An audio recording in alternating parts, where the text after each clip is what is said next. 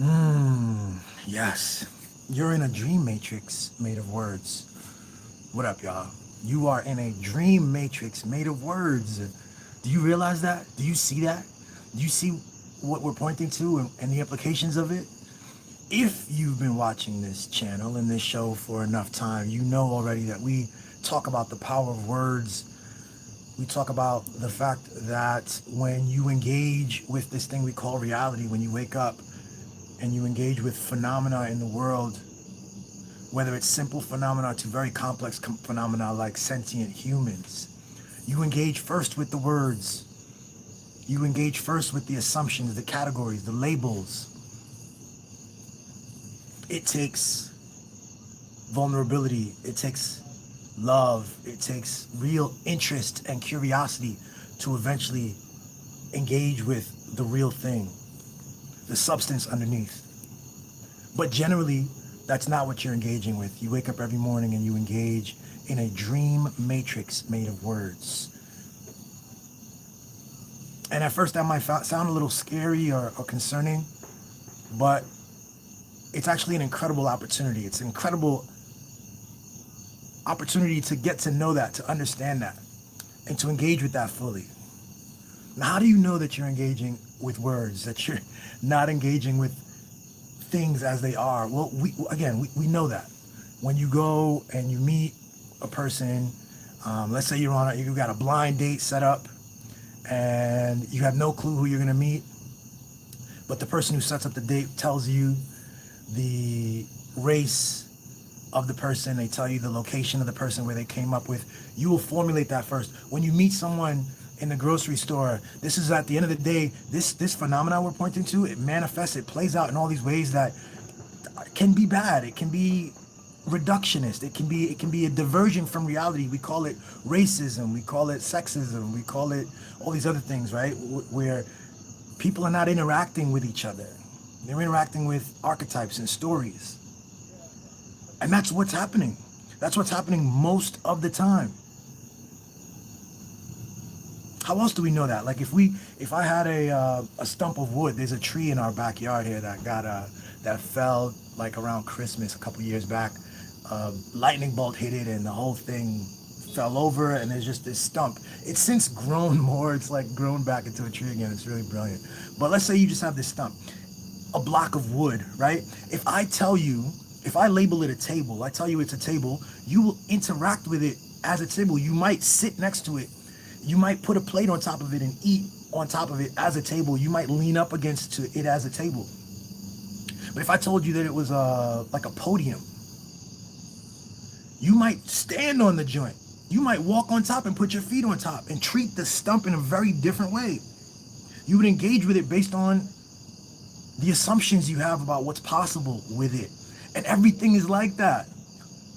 The raw material of this world is, and then there's the story and the assumptions, the imaginative approach that you have. Whatever you assume about it is how you would engage with it. And this is key to understand, because this is how you are approaching everything. You are approaching everything with the limitations of your own assumptions, including yourself. You have labeled yourself in a certain way. You think about yourself as a certain thing, introvert or extrovert. You've assumed a bunch of labels over life, over a lifetime. People have called you something and you have assumed it. And you might assume it with pride even, without understanding that you're actually so much more malleable than that you're actually so much more creative. The words that you've applied to yourself are not it. They don't represent the limits of what you are. They represent something. They're sort of like flags in the ground that demonstrate what you could be or how people might see you. And that's all tethered to historical narrative and culture, and that's tethered to language, but that's not you. So the powerful opportunity here is to understand that you're in a dream matrix of words. And if you can just engage with the words rather than be burdened with them, rather than wear them and carry them as though it's such a fixed situation. It isn't. This situation is way more creative than that. Your life experience is a creative miracle. You realize that even the conversation, the people who have a scientific approach to thinking about life, and they might take their cues from scientific discourse on biology and on uh, Charles Darwin, evolutionary biology, and they describe themselves as sort of an evolved ape. And there's a whole set of assumptions that come with that. There's a whole set of like things that you accept when you come with that orientation. The evolved ape, you start to accept all of the grotesque sort of behaviors that you see. You say, oh, we're just evolved apes. You say, yeah, it's part of the human condition. Humans are jealous. Humans are violent. Humans are, because we're just evolved apes. That's the story that you've accepted. You've accepted that dream matrix, and now you've allowed that. What does it mean when we talk about, like in politics, there's that phrase, the low expectations of, the soft bigotry of low expectations. What are we really pointing to there? When you expect something, when you look at a child and you don't see the fullness, that full potential, the full human, like infinite potential of the child, and you label the child quickly and early, and you expect only so much. Well, this is what the child will develop. This is how the child will develop. The child will accept certain things. They will make certain choices. They won't even see other opportunities because they've accepted those things. They've accepted something else. And they might go their entire lives with that. At some point, we hope that the child grows into an adult. And as an adult, they can reassess. They can look in the mirror. They start to understand what we're pointing to here about the language and about the labels. They can shed words. They can use their own words, and they can come up with their own narrative for themselves.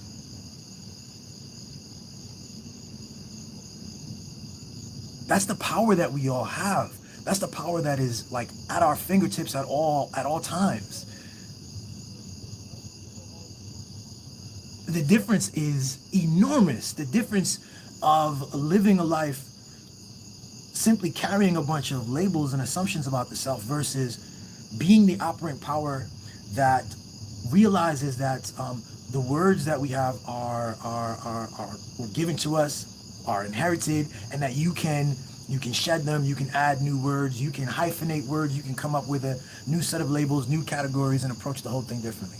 Not only, certainly as we talk about ourselves, which is, if we really look at it, it's one of the only things we can really know is yourselves. One of the only things you can really know on a deep level.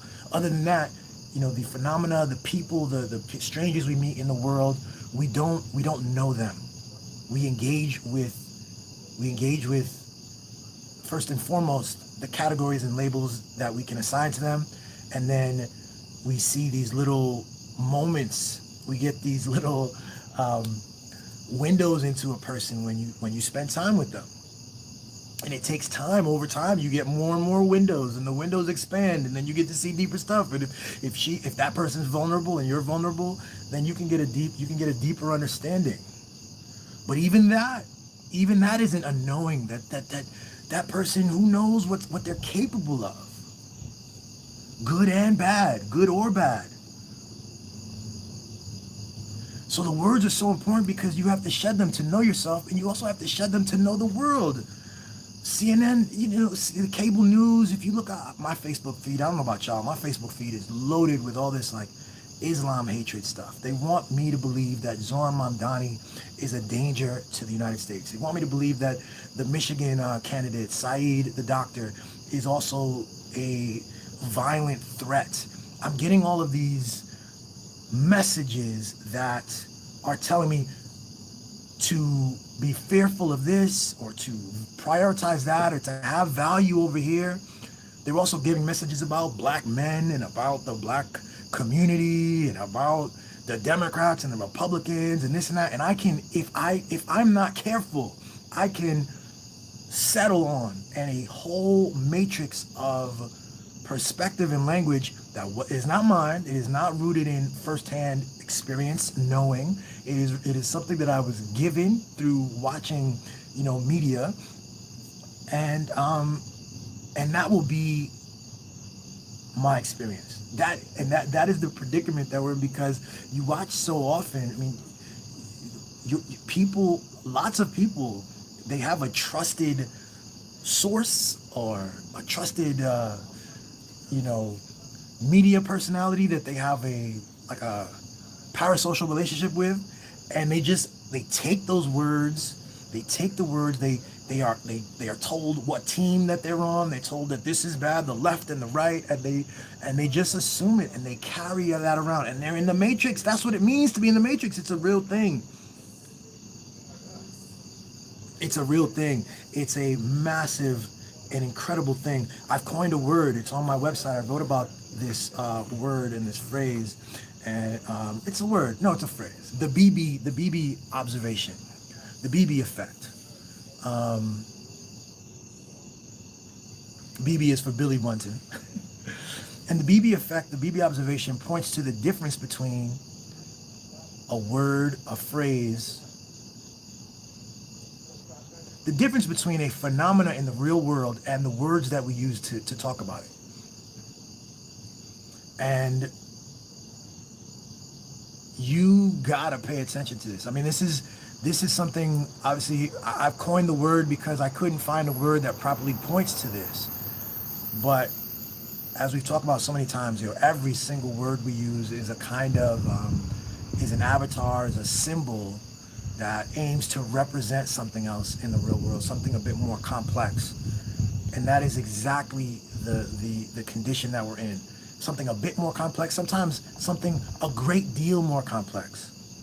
And so whatever your identity group is, whatever category you land in or have been given or that you even identify with, you know full well that those categories don't represent you entirely, that you are a great deal more complex than those words. Yet every day we're given news stories that very simply tell us about this person did that, and this group did that, group X and group Y, and this, and it's all a matrix. And it's all a matrix. But here's the powerful thing. And here's the thing that is heartening and powerful for those people who can accept it and who can play with this malleability. The words are symbols. The stories are symbols. They're a collection of symbols. Stories are a collection of words. So it's a collection of words. And they're not real. And you don't have to abide. You don't have to be stuck in them. If the words work for you, if you're enjoying your approach to life and things are working for you, then that's one thing. But if there's ever a feeling that something needs to be altered, one of the most powerful things you could do is to alter the words you use, alter the way you think about yourself, alter the way you categorize the world. If you are being constantly angered and triggered and fearful, take an effort to glimpse a little deeper. You might notice that those rooms that you were told are fearful, that they're not. Those rooms that you were told are hallowed, and that you can't be critical of X, Y, and Z. You can't beat these conditions, and it's not true. It's a matrix. It's words. It's stories.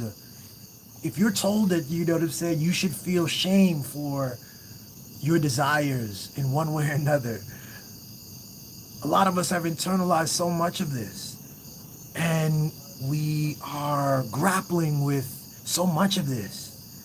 We've internalized a story that asks us to doubt our own intuitions and to feel shame for our own intuitions and our own desires, to subdue our own awareness of self, to hide it in favor of some other performance. You know what I'm saying? To meet what? To meet the matrix. To meet the standards of the matrix, to satisfy the matrix, to satisfy other onlookers and shit like this.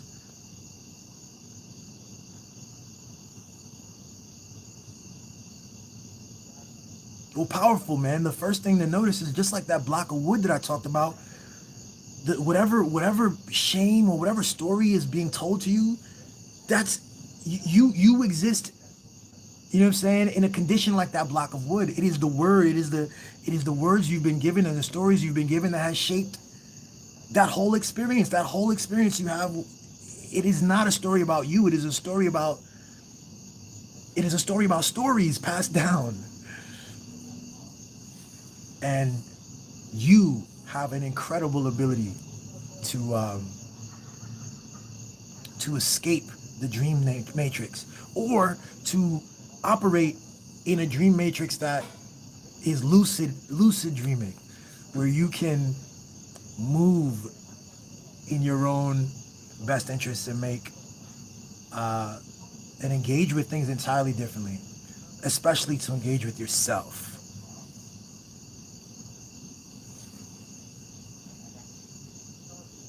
You're not beholden to any of that stuff. You're not committed to it. You're not locked down. You have to understand that those words do quite a bit more than you think. And this is why you have to be very careful about the media that you watch and the books that you read and the assumptions that you take on, particularly about yourself. You know what I mean?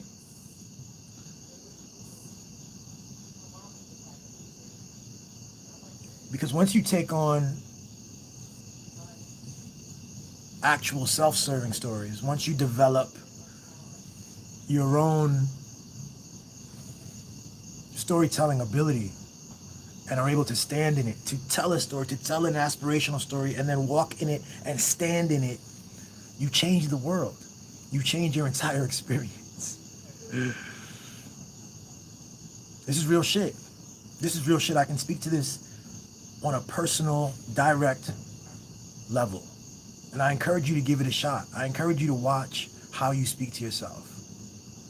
I encourage you to change patterns about how you speak to yourself, how you speak about yourself, how you speak about your experience. Even flippantly, even in a playful, you know what I'm saying, you might dismissively kind of talk about yourself as unlucky, or talk about your life as hard, or this and that, and you reinforce that. And you might have a peer group who reinforces these stories about difficulty, about harsh life, about what's possible and what's impossible. And this is how you move now. This is how, these are the borders that you set up. You erected these limitations.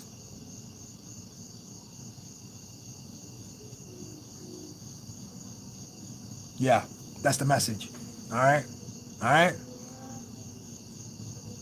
Take control of your words. Take control of your dream. I see the God in you. I'll talk to you tomorrow.